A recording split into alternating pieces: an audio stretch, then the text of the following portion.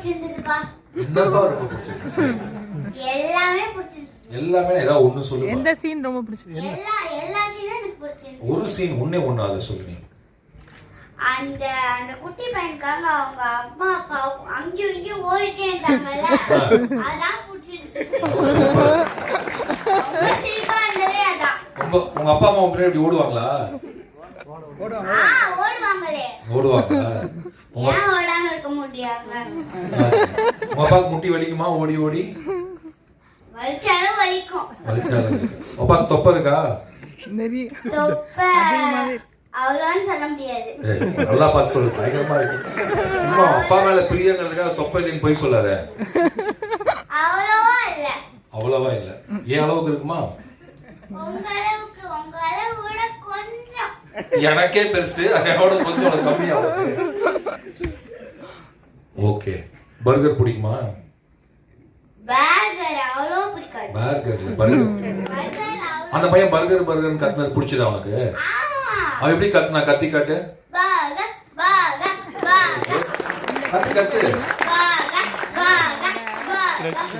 சத்தமா.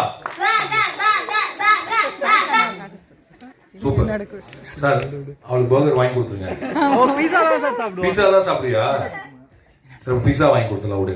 பீஸான்னு கத்திட்டியா? சார் நான் உட்காந்து பேசுறேன். ஏன்னா என்னால கொஞ்சம் உட்காரு ப்ளீஸ். ஆக்சுவலா வந்து ரொம்ப நல்லா இருந்தது இந்த படம். எங்களுக்கு எனக்கும் என் பொண்ணுக்கும் வந்து ரெஃபரன்ஸ் வந்து நான் தங்க மீன்களை தான் நாங்க எடுத்துப்போம். ஈவன் என்னோட நைட்டு தூங்கும் போது நான் அந்த பாட்டை ஆனந்த யாழை பாட்டை பாடி தான் தூங்க வைப்பேன். பாடுங்க பார்க்கலாம்.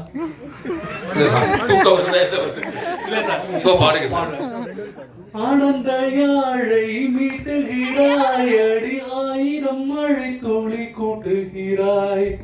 இப்போ எனக்கு கொஞ்சம் எமோஷனலா இருக்கு. ஆக்சுவலா என்னோட பெரிய ரெஃபரன்ஸ் நான் வந்து எப்படி அந்த படத்துல என்ன ஓகே நம்ம பொண்ணை வந்து இப்படிதான். ஏன்னா என்னை பொறுத்த வரைக்கும் இது ஒரு பெரிய எப்படி சொல்றது கிடைக்கறியாத ஒன்று. அதனால நான் அப்புறம் அதை ரெஃபரன்ஸ் வச்சுதான் பண்ணிட்டு இருக்கேன். இப்போ வந்து இந்த பறந்து போ வந்து நான் எதுக்கு சிவா எப்படி சார் சூஸ் பண்ணாருன்னு தெரியலையே அப்படின்னு. ஆனா பார்த்ததுக்கு அப்புறம் தான் தெரிஞ்சு நீங்க ஏன் சூஸ் பண்ணீங்க அப்படின்ட்டு. சிரிச்சுட்டே இருந்தோம் சார், நல்லா இருந்தது.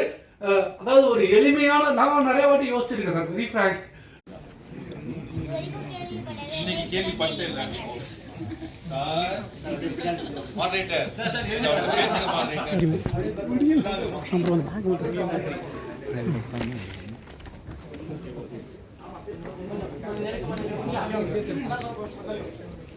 கொஞ்சம் முன்னாடி உட்காந்துக்கோங்கண்ணா.